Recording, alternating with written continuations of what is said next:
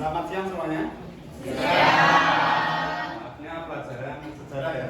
Jadi kita mulai terlebih dahulu. Assalamualaikum warahmatullahi wabarakatuh. Waalaikumsalam warahmatullahi wabarakatuh. Sebelum memulai pelajaran, alangkah baiknya kita berdoa terlebih dahulu. Silakan, kami dipimpin untuk berdoa. Doa mulai. Doa selesai. Hari ini lengkap? Apa? Lengkap ya? Ada yang sakit ya? Ya. Oke, Pak Gani absen terlebih dahulu ya. Ada Pak ada? Ada. Adit? Mana? Adinda? Afrilia? Tidak masuk. Kenapa ini kok tidak masuk? Sakit. Iya. Izin apa sakit? Kemana ini? Ada suratnya? Ada. Nantinya Agita? Ada. Aji? Ada. Jadi? Sehat, alhamdulillah. Ya. Arifah? Ada, Pak. Ameng? Ada. Audina? Ada. Avista? Bagas? Ya. Rian? Ya. Dana? Ya. Dela? Fahmi? Ya. Farah? Fauzia? Ada, Pak. Hema? Ada. Itu di sampingnya siapa, Ma? Kosong? Giovanni? Ya. Juana? Ada. Kofifa? Ada. Kemudian Monica? Kalian harus menjaga kesehatan ya. Sakit, kesehatan yang utama. Muhammad Farid? Muhammad Afian? Jawab. Muhammad Rio? Jawab. Nadifa Lintang? Ada. Nadine? Ada. Nesya? Ada. Nur Zuliatin? Ada. Raihan? Jawab. Rizka? Ada. Kemudian Sahra? Ada. Sarah? Ada. Sally? Vega? Ada. Widya? Berarti yang tidak masuk 2 ya. Kemarin pada pertemuan sebelumnya kita sudah belajar tentang apa? Kerajaan Islam. Ada kerajaan Islam apa saja sih? Ada yang bisa bantu Haji? Siapa? Kerajaan Islam kemarin? Siapa namanya? Hobipa. Apa saja Pak? Nah, itu kemarin kita sudah membahas mengenai kerajaan Islam yang ada di Indonesia. Itu sudah selesai. Hari ini kita akan belajar apa? Bab 3 tentang Pemikiran dari peristiwa di Eropa. itu. Jadi sebelumnya kita belajar di Indonesia, sekarang kita akan pergi kemana? Eropa. Nah, di sini Pak Doni akan menyampaikan berbagai kompetensi dasar yang harus kalian pelajari ketika pembelajaran hari ini. Di KD kali ini kita akan menganalisis pemikiran-pemikiran yang melandasi peristiwa-peristiwa penting di Eropa. Di sini ada Renaissance, Aufklärung, reformasi gereja, merkantilisme, dan revolusi industri. Adapun tujuannya, indikator pencapaian kompetensinya di sini, tujuannya yakni setelah kalian belajar ini, kalian dapat menganalisis peristiwa Renaissance melalui diskusi kelompok. Jadi nanti kita akan melakukan yang namanya diskusi kelompok. Terus yang kedua, kita akan mengaitkan antara merkantilisme dengan revolusi industri. Terus yang ketiga, nanti kita juga akan mengetahui mengenai peristiwa reformasi gereja. Yang keempat, kita akan menganalisis mengenai latar belakang Aufklärung. Dan yang kelima, kita akan menganalisis analisis mengenai dampak revolusi industri. Materi ini sangat penting ya buat kalian. Karena materi ini nanti akan keluar ketika kalian ikut yang namanya UTBK. Apa itu UTBK? Ada yang mau masuk perguruan tinggi negeri? Nah, nanti pelajaran kali ini kalian harus memperhatikan, harus mengikuti dengan cara seksama, biar nanti materinya bisa ditangkap dengan baik, nanti bisa digunakan untuk UTBK. Nah, pada pembelajaran kali ini kita akan melakukan diskusi kelompok. Pak Doni sudah membagi kelompoknya berdasarkan nilai kalian sebelumnya. Jadi ada yang nilainya tinggi dan juga ada yang belum tinggi. Nah, nanti yang nilainya tinggi akan menjadi ketua kelompok. Yang tugasnya nanti membantu temannya yang lain agar kedepannya nilainya akan lebih tinggi. Jadi ini Pak Doni di sini mempunyai lembar kerja. Nanti masing-masing kelompok akan Pak Doni beri ini satu persatu. Nah, setelah pembelajaran ini nanti akan ada yang namanya kegiatan post test. Jadi nanti disimak dengan baik-baik. Setelah di akhir pembelajaran nanti kita akan melakukan post test. Post test itu apa toh? Siapa yang tahu? Post test itu apa? Dari kata post dan tes. Post itu apa? Itu post apa? Post foto. Post test di sini adalah tes di tahap akhir. Jadi nanti kalian diskusi akan Pak Doni nilai dari keaktifan kalian, dari kerjasama kalian, dari kedisiplinan kalian, dari menghargai pendapat orang lain. Jadi nanti ikuti pembelajaran sebaik mungkin. Di sini nanti kalian Pak Doni sudah perlihatkan di sini di webnya Pak Doni.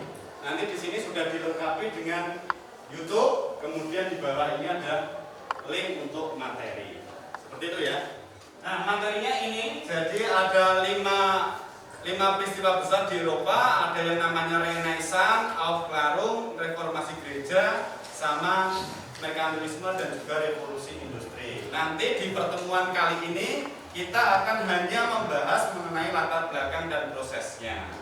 Seperti itu. Jadi ikuti dengan baik. Pak Doni juga sudah membagi kelompoknya. Nanti duduk sesuai dengan kelompoknya masing-masing ya. Di depannya Pak Doni ini kelompok 1 yang terdiri dari Fauzia. Mana Fauzia?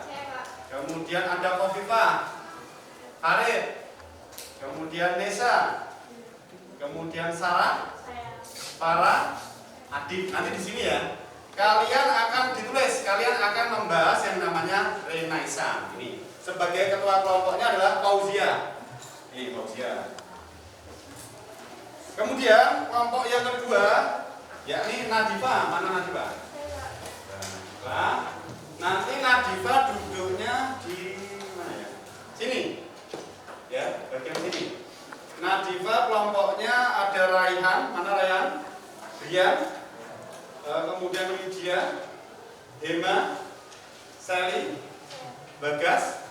Nah, nanti duduknya di sini sesuai dengan kelompoknya masing-masing. Ini adalah lembar kerjanya.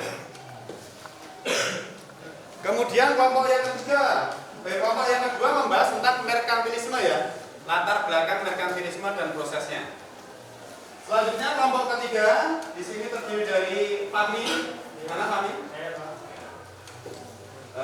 Anggotanya ada Danang, kemudian Avista, Nur, Ame, Abita sama Zahra. Nanti di sini ya. Fahmi, kelompoknya Fahmi di sini. Kemudian kelompok 4. Kelompok 4 ini membahas apa Fahmi? Oh iya, membahas Aufklärung ya, latar belakang Aufklärung dan prosesnya. Nanti di sini di LK-nya. Kelompok 4 ada Riko sebagai ketua kelompoknya, kemudian Alfian, kemudian Dela, kemudian Audina, kemudian Rio, kemudian Aprilia, kemudian Adinda. Udah ya. Terus ini membahas materi mengenai latar belakang dan proses reformasi gereja. Ya, kemudian kelompok terakhir materi latar belakang revolusi industri dan prosesnya. Ini kelompoknya Nadine mana? Nadine. Kemudian Rizka. Kelompoknya Riko nanti di belakang sana ya. Di belakang kelompoknya 2. Belakang nanti kelompoknya Nadine di sini. Selanjutnya ada Rizka, Aji, nanti Monica, nggak masuk, Juana, Giovanni, Alifa, Vega. Nanti satu kelompok dengan Nadine itu membahas mengenai latar belakang dan proses revolusi. Semua sudah dapat kelompok? Kalau sudah, silakan kalian bergabung sesuai dengan kelompoknya masing-masing. Seperti yang sudah Pak Doni instruksikan, bahwa kelompok 1, 2, 3, 4, 5 di tengah. Silakan. Simak dulu. Disimak dulu. Di sini ada materi pembahasan, jadi sesuai dengan materimu masing-masing. Kelompok 1 tadi tentang apa? Kelompok 2 tentang apa? Apa? Revolusi industri. Di sini ditulis kelas kalian, yaitu 11 IPS 1. Kelompok apa? Sesuai dengan materimu. Ini tadi adalah kelompok Renaissance, ini tadi adalah kelompok merkantilisme, itu adalah kelompok Aufklärung, itu adalah kelompok apa? Reformasi gereja, ini adalah kelompok revolusi industri. Terus di sini tulis anggota kelompoknya. Yang pertama adalah ketua kelompok. Kemudian kedua, yang bagian nanti. Nah, ketua kelompok nanti ketika presentasi itu yang menjadi moderator, tahu nggak? Yes. Kemudian dicari dari berbagai sumber, hasil diskusinya ditulis di sini. Setelah itu, sumber apa? Itu ditulis di bagian belakang sini. Sumber pustakanya apa?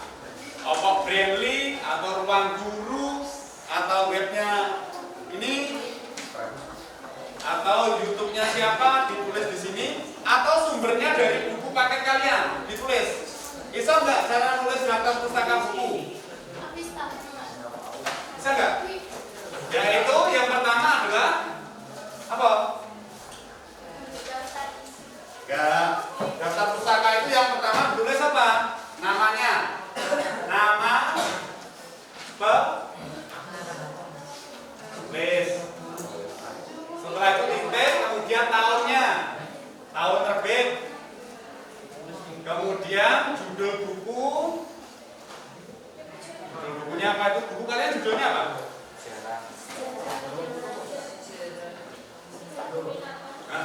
Itu setelah itu kemudian kota penerbit diterbitkan di mana? Kotanya. Ya, kemudian nama penerbit. Nama penerbitnya adalah buku apa pilih? Penerbitnya A apa? Penerbitnya adalah Media Tama. Itu nama penerbitnya Media Tama. Yuk, bisa dimulai diskusinya selama 20 menit. Setelah itu nanti presentasi per kelompok itu durasinya adalah maksimal 8 menit. Ada yang tanyakan? Yuk, yang bingung tanya. Ji, bingung ya? Susah? Masa ada yang susah? Ini memang materinya agak sulit ya, karena ini di SMP belum didapat, di SD juga belum ada. Ini baru pertama kali di SMA. Nanti akan Pak Doni bantu, Pak Doni temani untuk mengerjakan. Silakan, dimulai diskusinya. Ini kelompok 1. Kemudian ini tadi kelompok 2. Terus kelompok 3 mana? Kelompok 3.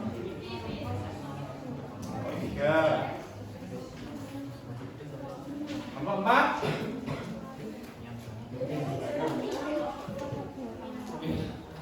Ini kelompok 5.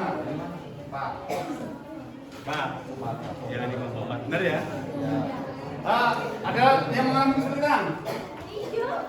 Kelompok 5 sudah sampai mana? Yang sudah mulai mengerjakan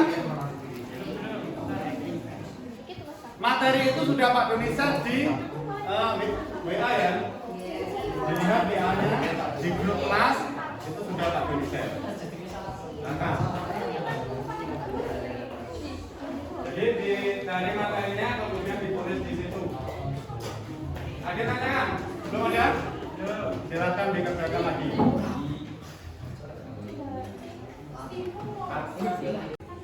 Untuk mencari bahan terkait dengan materi kelompok masing-masing. Kalau ada kesulitan, silakan. Nanti akan muncul kelompok kalian. Kira-kira perlu bantuan apa? Silakan dikerjakan.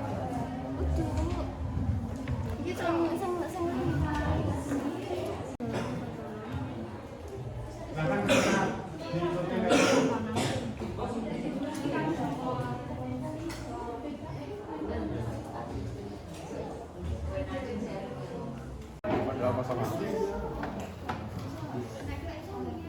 Sudah?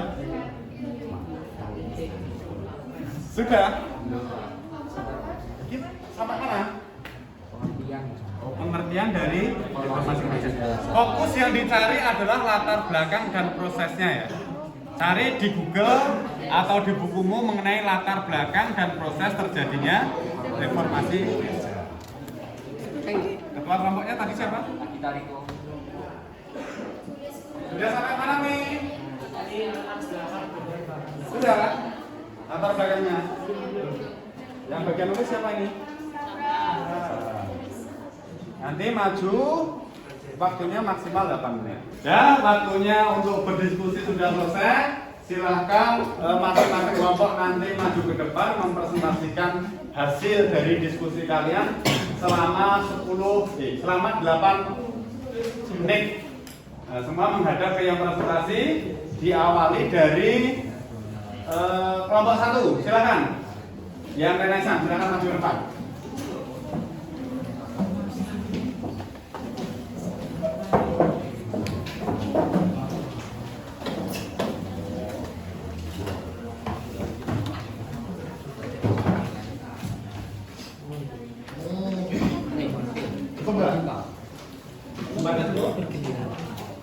Ya, silakan. Sebelumnya, Assalamualaikum warahmatullahi wabarakatuh. Waalaikumsalam warahmatullahi wabarakatuh. Kami dari kelompok 1 akan mempresentasikan hasil diskusi tentang materi Renaissance. Sebelumnya, perkenalkan, nama saya Fauzia Alindendra Aulia dan rekan saya Habibah Lauda Terjana. dan saya Sarah Ayunia Zalia. Dan saya Nesya Musyarafatul Musa'aja. Dan saya Farja Fatriani. Dan saya Muhammad Harito Sinidana. Dan saya Debaran. Saya sebagai moderator kelompok 1. Hasil diskusi kami akan dibacakan oleh Khofifah. Hasil diskusi. Pertama, latar belakang Renaissance. Renaissance adalah menyangkut kelahiran atau kehidupannya kembali kebudayaan klasik Yunani dan Romawi dalam kehidupan masyarakat Barat. Istilah Renaissance berasal dari bahasa Latin Reinas yang berarti hidup kembali atau lahir kembali. Kata Renaissance pertama kali digunakan oleh Jules Michel pada karyanya yang berjudul History of France.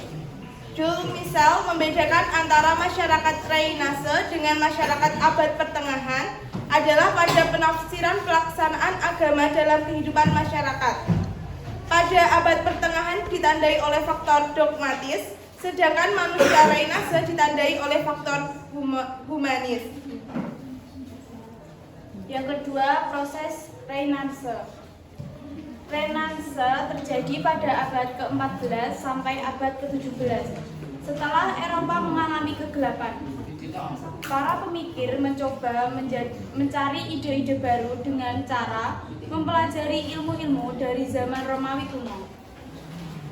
Romawi kuno, Yunani kuno, atau Kerajaan Ottoman untuk kemudian dimodifikasi. Renaissance Juga muncul dari timbulnya kota-kota dagang yang makmur akibat perdagangan mengubah perasaan primitif atau zaman abad pertengahan. Tolong yang lain disimak ya. Ya, Pak.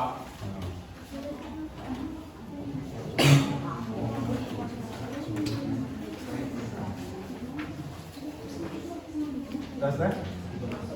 Nggak usah sumber pustakanya nggak usah diucapkan ya. Kita langsung dibuka termin pertanyaan.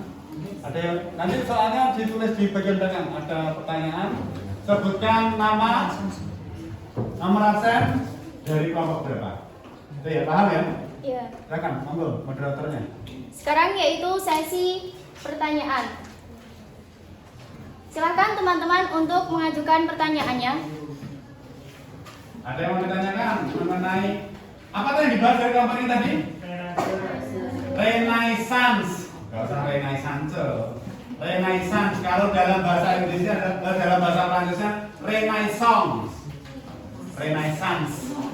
Sing sans gitu. Renaissance. Ada yang tanyakan, yo? Silakan. Kelompok 3, apakah ingin mengajukan pertanyaannya? Yo, kelompok 3. Siapa namanya? Kelompok 3 mana? Nah, siapa namanya? Amai Rahma absen 8. Silakan untuk mengajukan pertanyaannya. Soalnya, mengapa Renaissance dianggap sebagai proses perubahan di Eropa saat itu? Boleh ya, pertanyaannya. Dicari, bukunya diambil. Bukunya diambil, buku paketnya diambil. Nanti nggak bisa menjawab kalau kalian tidak sambil coba kaca. Adakah yang ingin mengajukan pertanyaan lagi? Ya, dari kelompok berapa itu? 5. Silakan kelompok 5 untuk mengajukan pertanyaannya. Kamu juga ambil. Perkenalkan, saya Nadine Rahmadani dari kelompok 5 mau bertanya, siapakah tokoh yang membedakan antara masyarakat Renaissance dengan masyarakat abad pertengahan? Oke, terima kasih. Adakah yang ingin mengajukan pertanyaan lagi? Ambil HP. Ada lagi? Dibatasi berapa ini? 3 saja ya? Nggak usah banyak-banyak, 3 saja. Masih ada satu lagi, siapa yang mau tanya? Saya, Pak. Ya, itu Mbak. Silakan untuk mengajukan pertanyaannya. Perkenalkan, nama saya Muhammad Ri Ramadhani dari kelompok 4. Pertanyaannya, apa pengaruh Renaissance bagi Indonesia dan dunia? Oke. Silakan didiskusikan terlebih dahulu. Jadi ini materinya yang pertama mengenai Renaissance sambil menunggu kelompok ini. Tapi tadi dijelaskan bahwa Renaissance itu dari kata re dan nastire. Re itu artinya kembali. Jadi kelahiran kembali kebudayaan Yunani dan Romawi kuno yang mana terdapat kebebasan berpikir. Silakan. Sudah ketemu? Yang pertama tadi apa? Silakan jawabnya bebas, tidak perlu urut siapa tadi, nggak usah. Langsung jawab saja. Yang pertama kali ditemukan yang mana? Silakan dijawab. Nah, yang mau menjawab disebutkan ya namanya siapa. Nanti Pak Dodi tulis.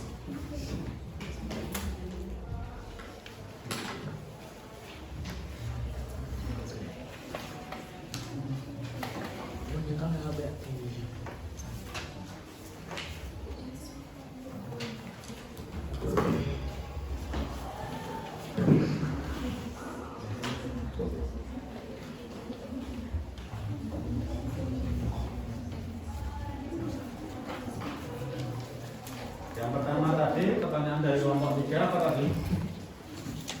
Apa kelompok 3? Pertanyaan tadi apa? Mengapa Renaissance dianggap sebagai proses perubahan di Eropa saat itu? Nah, terus kelompok tadi kelompok 5. Siapakah tokoh yang membedakan antara masyarakat Renaissance dengan masyarakat abad pertengahan? Terus yang terakhir Kelompok 4. ya. Apa pengaruh Renaissance bagi Indonesia dan dunia? Yo, silakan. Sudah ketemu jawabannya? Siapa Oke, yang mau jawab? pertanyaan teman-teman akan dijawab oleh rekan saya yaitu Khofifah. Untuk pertanyaan pertama dari kelompok 3, Mengapa Renaissance dianggap sebagai perubahan? Zaman Renaissance dianggap sebagai masa persiapan memasuki revolusi besar dalam ilmu pengetahuan, juga seni yang lebih modern, bukan hanya di Eropa tetapi juga bagi dunia. Renaissance melahirkan berbagai pemikiran sebagai penghargaan pada akal budi, empirisme yang lebih kuat, pemikiran saintifik, dan lain sebagainya. Apakah sudah puas dari jawaban teman saya? Jawabannya sudah bagus ya. Silakan, yang lainnya. Masih ada 2 pertanyaan. Maaf, pertanyaan dari kelompok 5 bisa diulang lagi. Siapa tokoh yang membedakan antara masyarakat Renaissance dengan masyarakat abad pertengahan?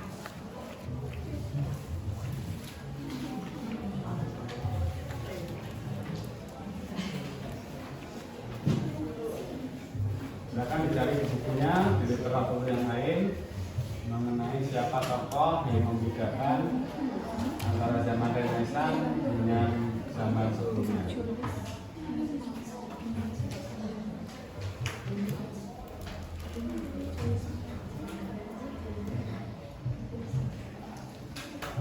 Sudah berapa menit ini? Yang maju ke depan?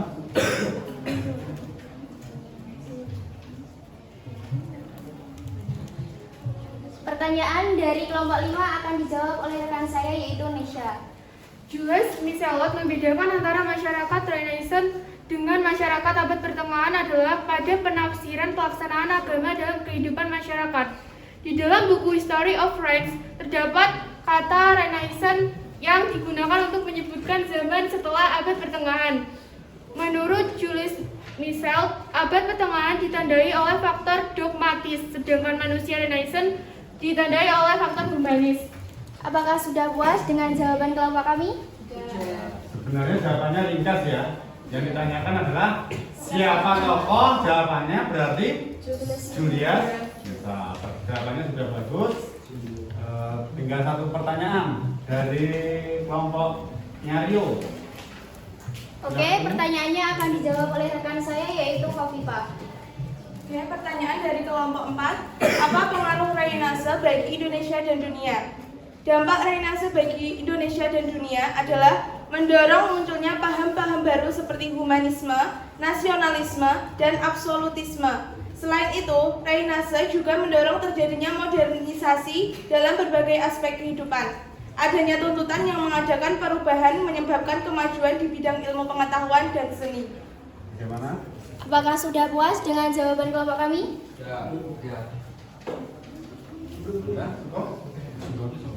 Cukup?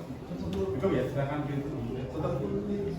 Itulah diskusi dari kelompok 1. Semoga kita bisa belajar dari kelompok 1. Ditutup dulu. Kurang lebihnya mohon maaf. Billahi taufiq wal hidayah wa ridha wal inayah. Wassalamualaikum warahmatullahi wabarakatuh. Waalaikumsalam. Nomor 1.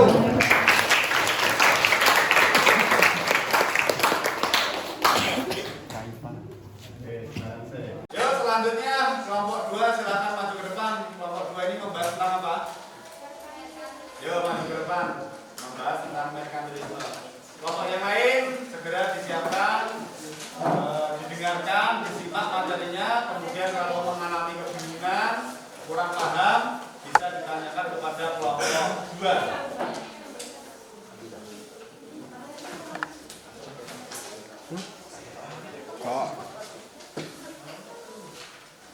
Bawa bukunya di bawah. Buku paketnya di bawah nanti untuk menjawab pertanyaan.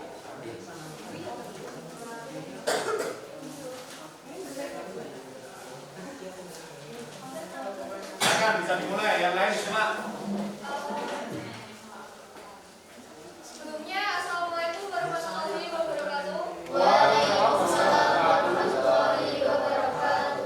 Kami di sini dari kelompok 2 ingin menyampaikan hasil diskusi kami mengenai proses dan juga latar belakang dari merkantilisme. Sebelumnya, perkenalkan nama saya Nafalina Faharani dan rekan saya Sally Eka Putri dan saya Widya Bella. Dan saya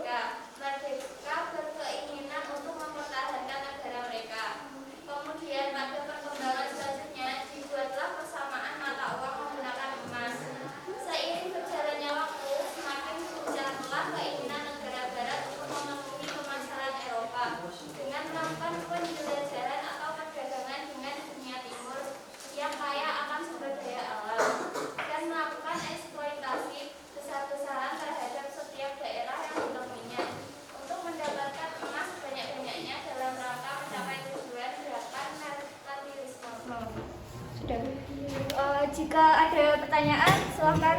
Silakan dari kelompok lain yang mau ditanyakan.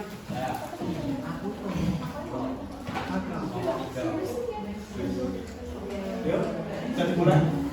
Saya Dana Biasa, absen 13, mau bertanya tentang merkantilisme. Saat merkantilisme abad ke-16 sampai 18 di Eropa, mata uang sama nilainya dengan apa? Untuk kelompok lain mungkin ada pertanyaan. Silakan dari kelompok lain. Ada yang tanyakan? Ini Pak, Ya, silakan. kelompok 5. Ya. Perkenalkan, nama saya Sinalendra dari kelompok 5. Tokoh yang pertama kali mencanangkan merkantilisme. Tokoh yang pertama mencanangkan Merkantilisme. Terima kasih. Lihat tuh. Ada yang ingin ditanyakan lagi? Yang lain? Perkenalkan, nama saya Fauzia Alindandro Aulia dari kelompok 1. Saya ingin menanyakan yaitu siapa tokoh merkantilisme yang menjadi seorang ilmuwan Prancis yang menyajikan teori tentang uang dan harga. Terima kasih.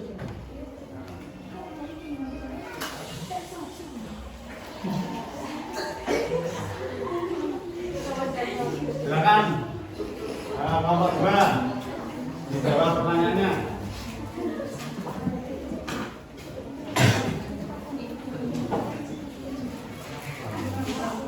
Siapa yang mau menjawab?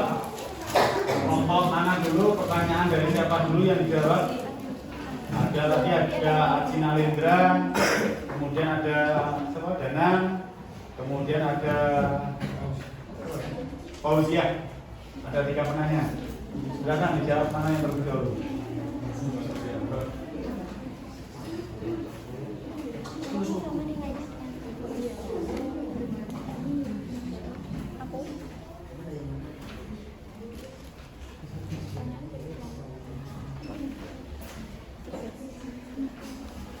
Baik, saya di sini akan menjawab pertanyaan dari kelompok 3. Abad 16 sampai 18 mata uang nilainya sama dengan apa? Pada abad 16 sampai 18 uang sama nilainya dengan emas.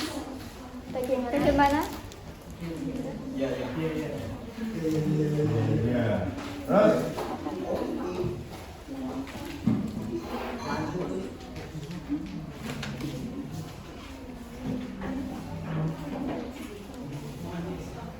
masih ada 2 pertanyaan lagi.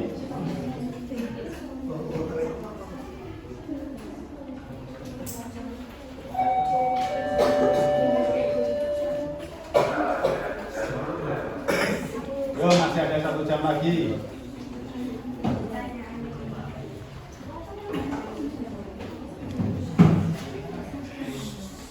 Pertanyaan yang ketiga dari kelompok 1. Tokoh merkantilisme umum Prancis uang dan harga adalah Jean Bodin, ilmuwan Prancis yang menyediakan teori tentang uang dan harga. Bagaimana dengan kelompok 1? Kelompok 1? Iya. Siapa yang jawab tadi? Sally. Yang jawab siapa? Sally. Sally. Jawab. Mas ini dulu ya, yang jawab sama yang bertanya. Yo, lain. Orang 1 toh?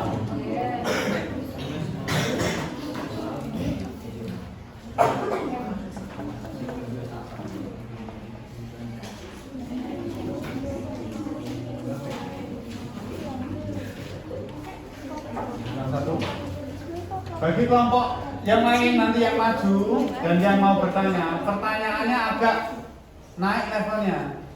Jangan hanya C1. Siapa? Itu kan pertanyaan anak-anak SMSG.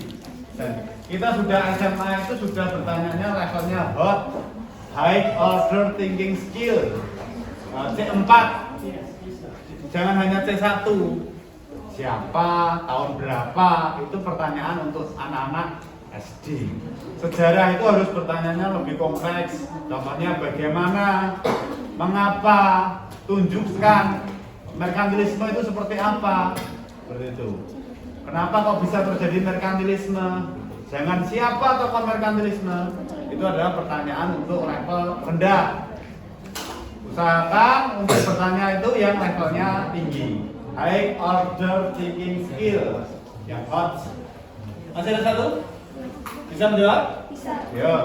Tokoh mekanisme ilmuwan.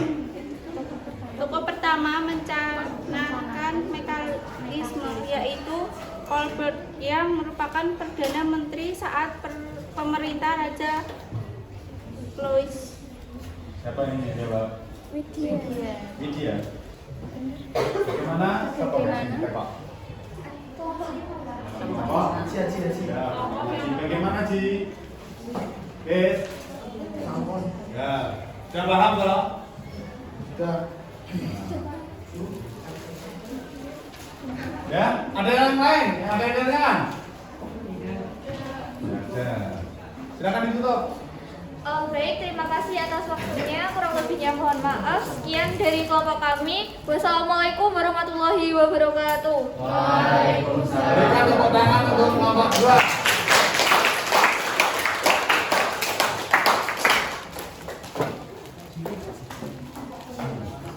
Berhenti dulu. Pulang. Yo, selanjutnya kelompok 3 silakan masuk ke depan. Kelompok 3 ini akan mempresentasikan mengenai apa nih kelompok 3?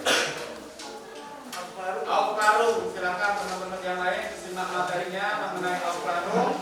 Nanti apabila ada yang ditanyakan, silakan ditanyakan ke kelompok 3.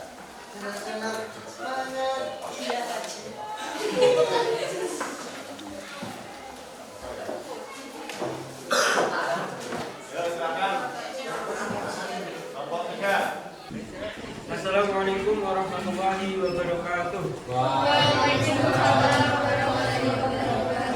Oke, sebelumnya perkenalkan, nama saya Fahmi Zaki Suda dan teman saya Dana Diansa, Dan saya Amir Rahma. Dan saya Fustamila. Dan saya Syahraina. Dan saya Nurjuriati. kami dari kelompok 3 ingin menyampaikan hasil diskusi kami mengenai Aufklärung yang akan disampaikan oleh Dana.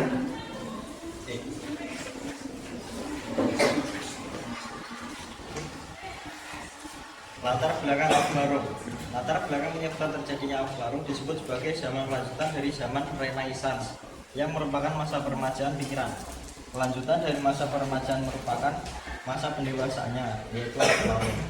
Ilmuwan Sir Isaac Newton tahun 1687 merupakan pelopor dasar terjadinya Aufklärung.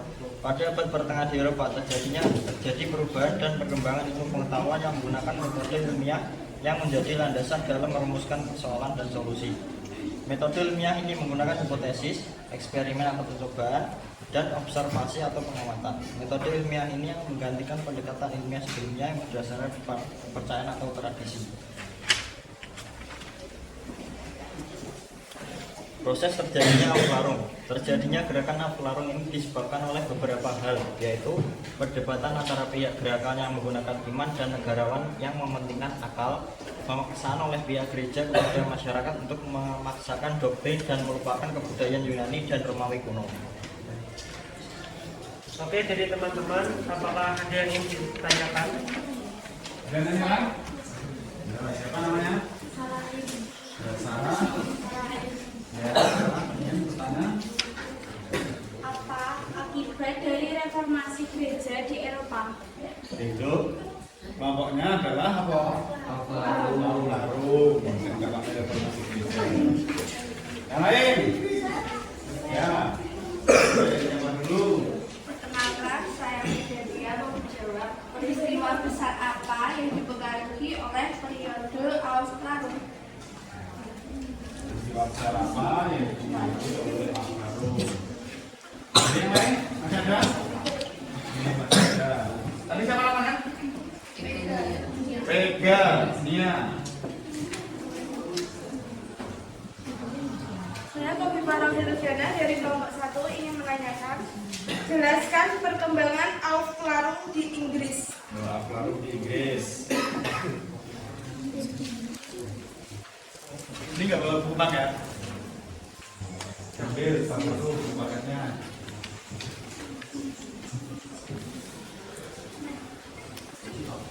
Oh, tadi yang sudah maju ke depan silakan hasil diskusinya tadi dikumpulkan di meja. Yang tadi yang sudah maju berarti kelompok 1, kelompok 2 silakan dikumpulkan di meja Pak Dini. Kelompok 2.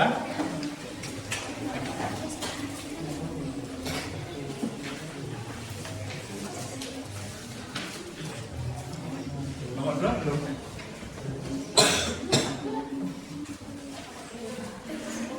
Yang lain baru 2 ya. Ada yang lain? Tuh. Perkenalkan, saya Muhammad Ridwan dari kelompok 4. Saya ingin bertanya apa yang menjadi ciri khas dari masa Aufklärung. Kelompok 2 ini dikumpulkan dulu.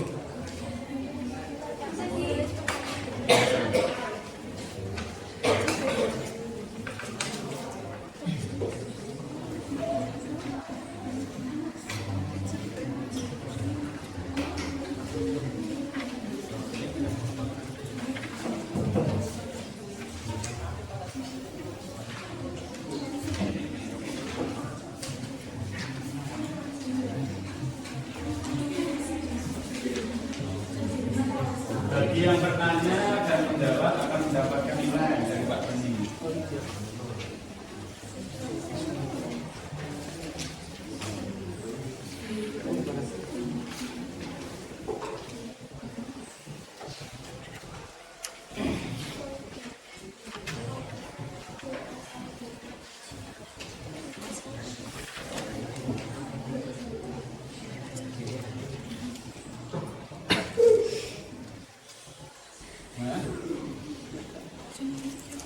Sudah ada 2 kelompok. Kelompok pertama latar belakangnya Renaissance.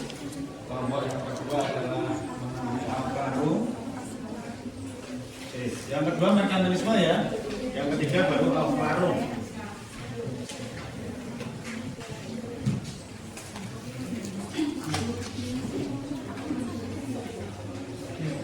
Mana dulu yang mau jawab?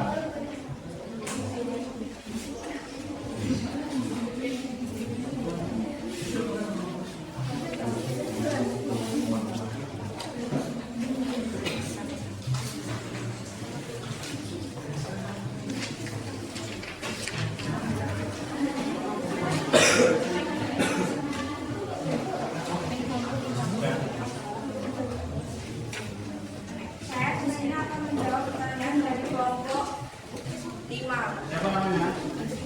Sahra. Salah satu peristiwa yang dipengaruhi oleh Aufklärung adalah revolusi Prancis yang ikut serta memengaruhi tatanan masyarakat dunia. Sudah? Apakah sudah jelas?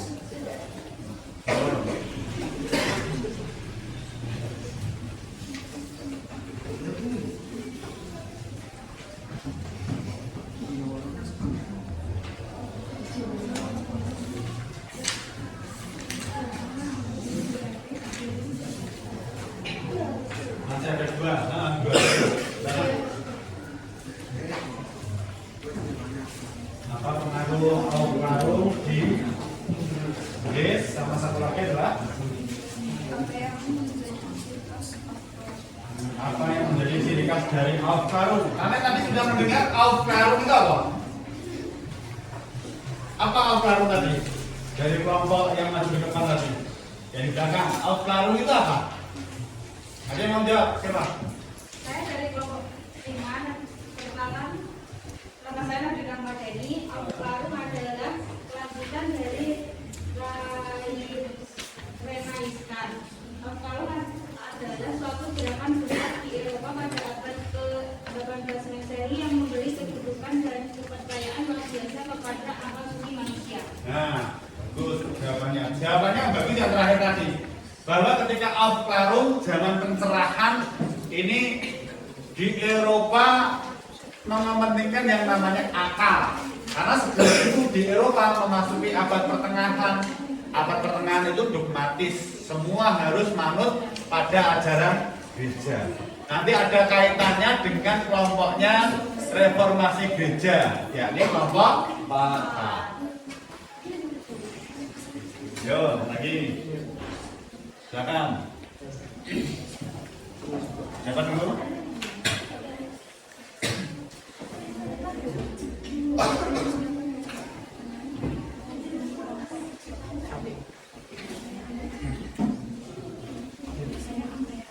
Saya Merahma akan menjawab pertanyaan dari kelompok 1. Beberapa hasil dari Aflarum di Inggris adalah deisme dan empirisme.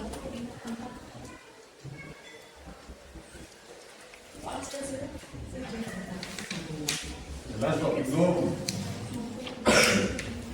Yo, lanjut sekarang satu lagi. Saya Nur Suliatin akan menjawab dari pertanyaan kelompok 4. Ciri-ciri Aflarum: munculnya paham individualisme, sekulerisme, dan humanisme, yaitu gereja tidak lagi memiliki kekuasaan untuk memaksakan kehendaknya kepada masyarakat Eropa. Agama tidak lagi memberikan pengaruh yang signifikan terhadap aspek-aspek kehidupan masyarakat Eropa. Berkembangnya ilmu filsafat. Sekian, apakah sudah jelas? Sudah. Ya, Oke teman-teman, sekian diskusi dari kami. Bila ada kesalahan dimaafkan. Dari Taufik Walhidayah. Wassalamualaikum warahmatullahi wabarakatuh.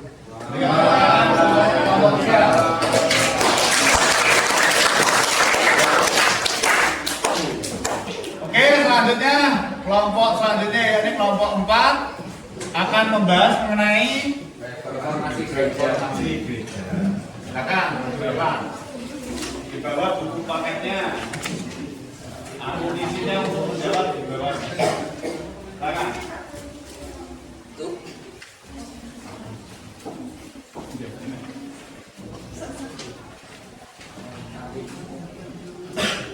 Bismillahirrahmanirrahim. Assalamualaikum warahmatullahi wabarakatuh. Waalaikumsalam warahmatullahi wabarakatuh. Saya Agita Riko Pangestu sebagai moderator dari kelompok 4. Dan teman saya bernama Muhammad Rio Ramadhani. Saya Didara Kurjiwati. Saya Alvira Rizwana. Saya Jara Erla Ayu. Saya Muhammad Alfan Rizky. Dan kami di sini akan menjelaskan hasil diskusi, yaitu tentang latar belakang dan proses terjadinya reformasi gereja. Yang akan dijelaskan oleh teman saya, yaitu Adinda. Latar belakang reformasi gereja adalah sebuah upaya perbaikan dalam tatanan kehidupan yang didominasi oleh otokrasi gereja. Reformasi gereja terjadi di Eropa. Pada saat itu terjadi proses perubahan dari masyarakat feodal menuju masyarakat kapitalis. Dan adanya penyimpangan yang dilakukan oleh gereja Katolik seperti penjualan indulgensi atau surat pengakuan dosa. Banyaknya kaum agawaman yang lebih cenderung mengejar kenikmatan dunia daripada jaga kesucian diri. Proses terjadinya reformasi gereja. Reformasinya ditandai peristiwa pemakuan 95 dalil Martin Luther di depan pintu atau tenda gereja Wittenberg di Jerman. Gerakan tersebut terjadi karena adanya keinginan untuk membebaskan diri dari kepemimpinan Paus terhadap kehidupan beragama di negara Eropa. Reformasi gereja pada perkembangannya melahirkan agama Kristen Protestan. Mungkin ada pertanyaan dari teman-teman semuanya. Yo, ada pertanyaan? Silakan. Siapa? Saya Fauzia Alingdari Nur Aulia dari kelompok 1 ingin menanyakan bagaimana upaya Martin Luther dalam gerakan reformasi gereja. Terima kasih. Bagus pertanyaannya. Ayo, baik. Itu Mas Aga. Ya, dari apa ini? Kita Riko. Ya, saya Bagas Dwi Saputra ingin bertanya, sebutkan reformasi gereja yang mengakibatkan terbelahnya agama Kristen menjadi sekta-sekta kecil. Mungkin ada pertanyaan lagi. Ya. Silakan.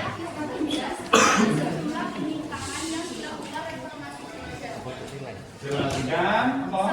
Sebutkan jumlah penyimpangan yang dilakukan oleh gereja ya pada pada saat itu, sehingga mengakibatkan terjadinya reformasi.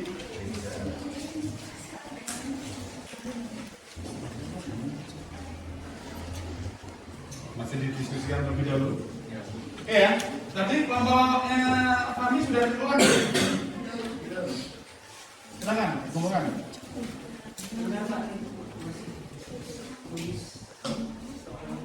Oh ya.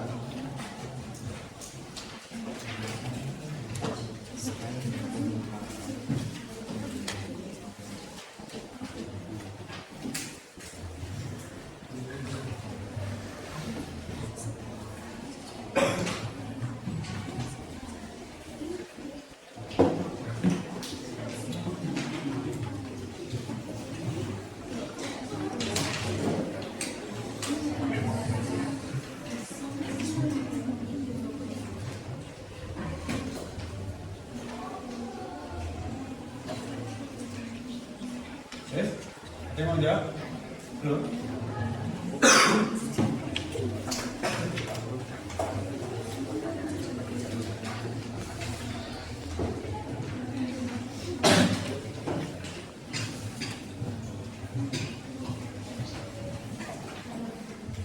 Pertanyaan dari kelompok 3 akan dijawab oleh Rio.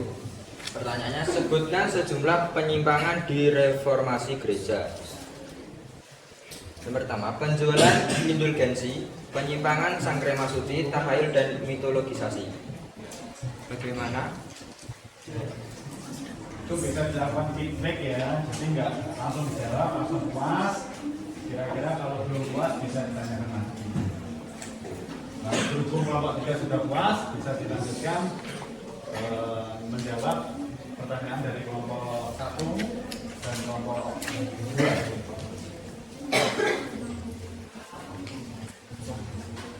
Saya akan menjawab pertanyaan dari Fauzia. Bella. Upaya Martin Luther pada reformasi gereja yaitu mengeluarkan 95 tesis yang berisikan protes terhadap konsep pengampunan dosa atau indulgensi yang dilaksanakan oleh Paus. Bagaimana? Ya. Salah satu. Jadi ada namanya surat indulgensi ya. Surat indulgensi itu adalah surat penebusan dosa.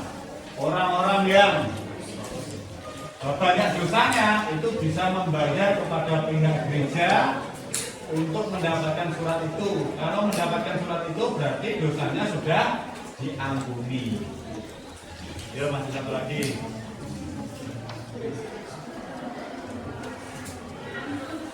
Tinggal berapa kelompok ini? Satu ya. Saya akan jawab pertanyaan dari Gagas. Sebutkan reformasi gereja yang mengakibatkan terbelahnya agama Kristen menjadi sektor kecil. Reformasi gereja juga mengakibatkan terbelahnya agama Kristen menjadi sekte-sekte kecil antara lain Lutherisme, Calvinisme, Anglikanisme, Quakrisme, dan Katolikisme. Bagaimana jawabannya?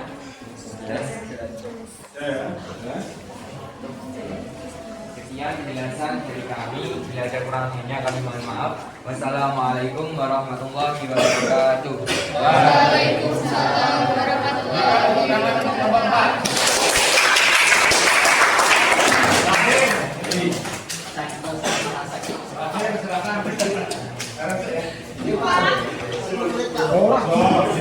Kelompok terakhir ini akan membahas mengenai revolusi industri di Inggris. Silakan.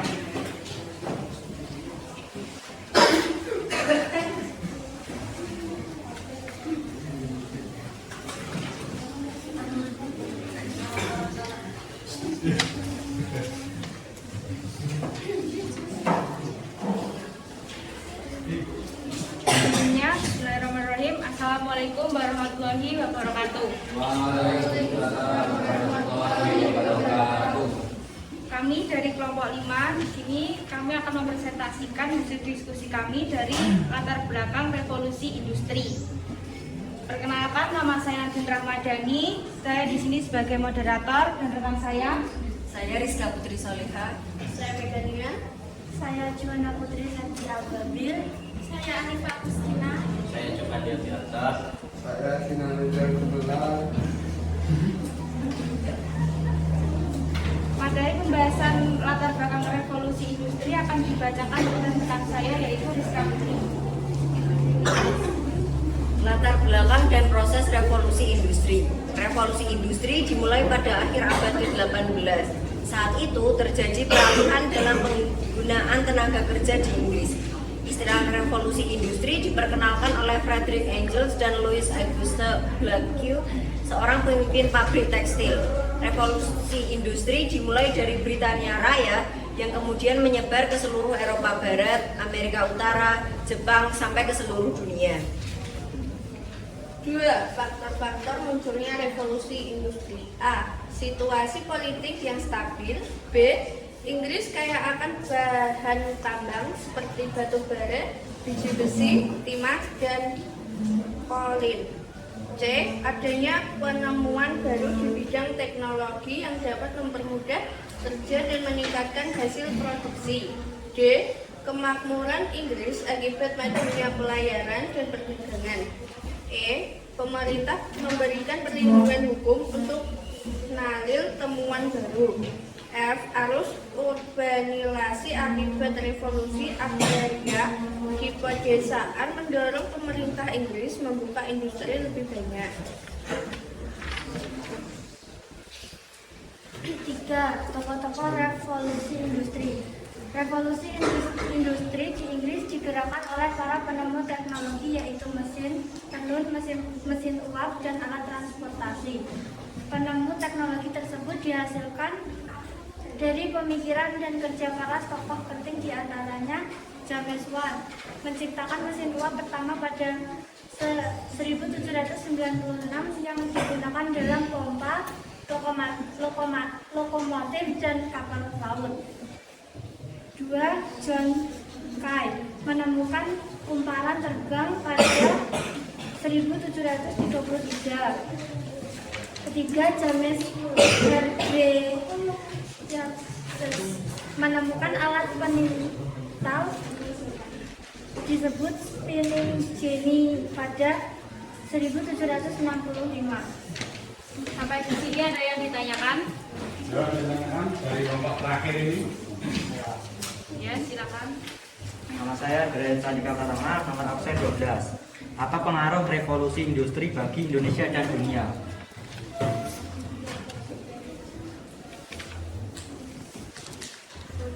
Pengaruh revolusi industri ya.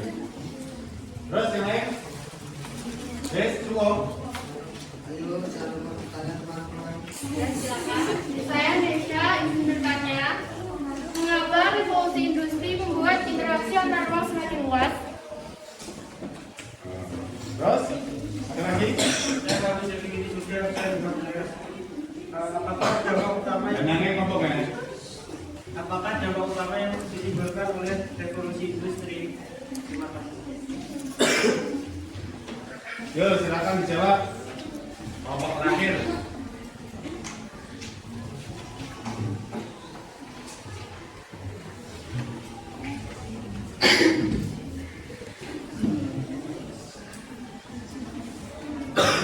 Saya akan menjawab pertanyaan dari kelompok 2 tentang pengaruh Rizka Putri.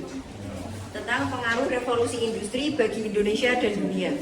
Revolusi industri di berbagai negara mengakibatkan berkembangnya pusat-pusat industri di kota-kota besar yang berimbas pada meningkatnya populasi di perkotaan. Keadaan ini berlangsung sampai sekarang, di mana kota besar selalu identik dengan pusat industri. Kelompok 2 bisa diterima. Oke, kelompok 2. Bisa diterima.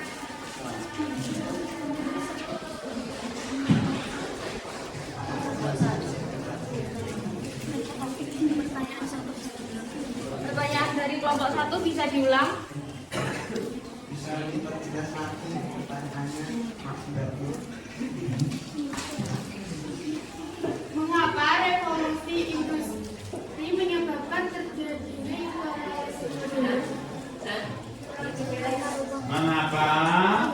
revolusi.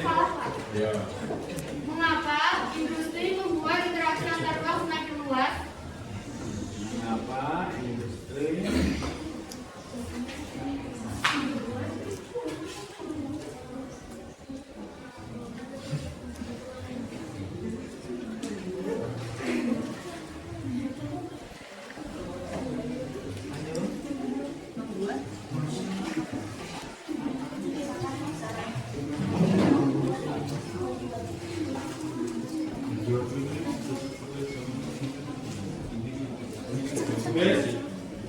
Mengapa revolusi industri membuat interaksi antar ruang semakin luas?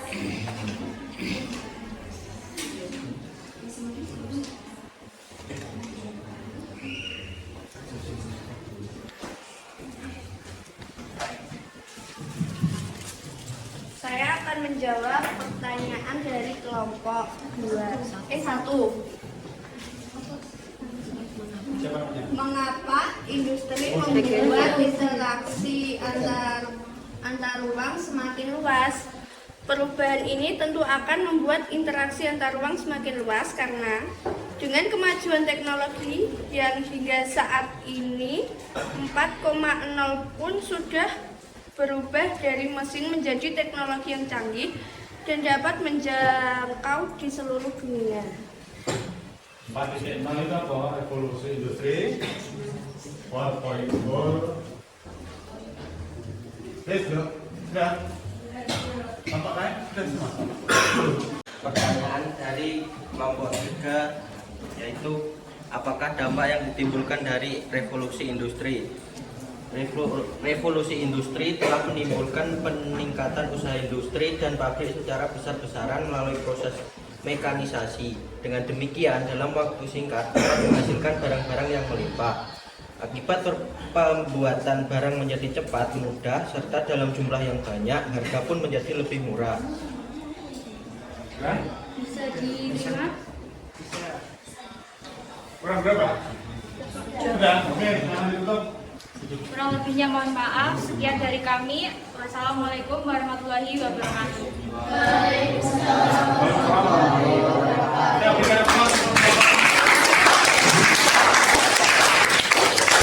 Balik ke tempatnya masing-masing.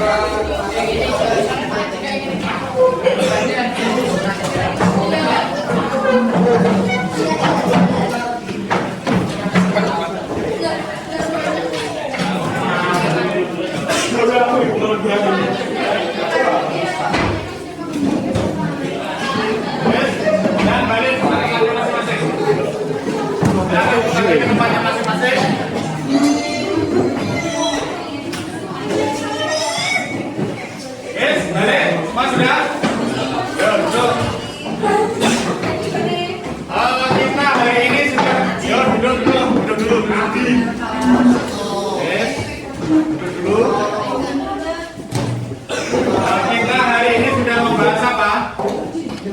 Materi apa? Materi bab 3 yakni mengenai Alvaro, reformasi gereja, revolusi industri, dan Renaissance.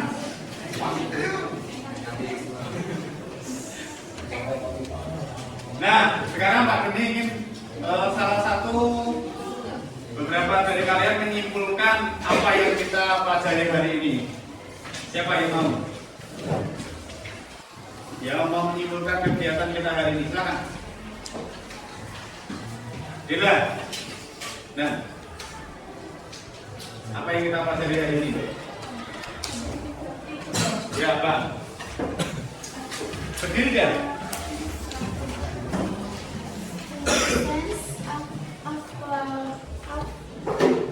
Al-Qarum. Ya. Terus kanan. Nah, boleh. Sudah belajar tentang apa tadi? Kita belajar tentang Renaissance, Al-Qarum, merkantilisme, reformasi gereja, dan revolusi industri. Sarah, apa yang kamu pelajari hari ini? Kelompokmu tadi bahas apa? Renaissance ya? Kelompoknya para Renaissance. Renaissance itu apa para? Kelahiran kembali, kebudayaan, klasik, Yunani dan Romawi. Nah, di masyarakat Barat, yakni di masyarakat Eropa. Ya, itu kegiatan selanjutnya adalah kita akan mengerjakan soal. Soalnya di Google Form yang sudah Pak Doni berikan melalui WA. Silakan buka WA-nya, grup WA-nya. Di webnya Pak Doni tadi, yang belum bisa urus tadi, di bagian bawah. Di situ ada ketik, klik di sini, diklik di sini, diklik di situ. Sudah? Bisa? Yang nggak punya paketan bisa tethering temennya, kalau tidak menggunakan Bibi sekolah, kalau Bibi sekolah bisa.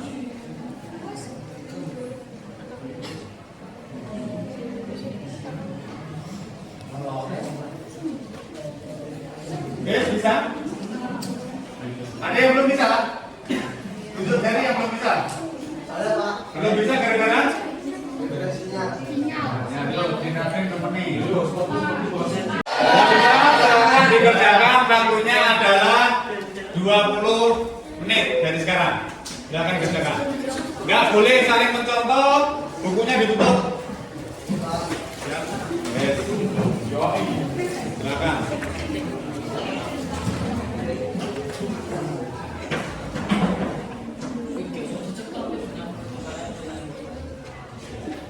Yang ada tulisannya postas diisi, di situ ada nama, terus kemudian nomor absen, terus nomor absenmu, kemudian kelas, terus passwordnya adalah sejarah minat kecil semua. Silakan dikerjakan. Oke, itu materi hari ini. Pada pertemuan selanjutnya kita akan membahas mengenai pengaruh dan dampak dari adanya Renaissance, kemudian Aufklärung, merkantilisme, kemudian ada yang namanya revolusi industri, sama reformasi gereja. Kalian bisa buka buku paketnya, kalian bisa browsing-browsing di internet. Itu hari ini, semoga bermanfaat. Kita ketemu di kesempatan yang akan datang. Sebelum kita akhiri, kita berdoa terlebih dahulu. Silakan ketua kelas untuk memimpin berdoa. Tempat duduk, siap, gerak. Doa, mulai.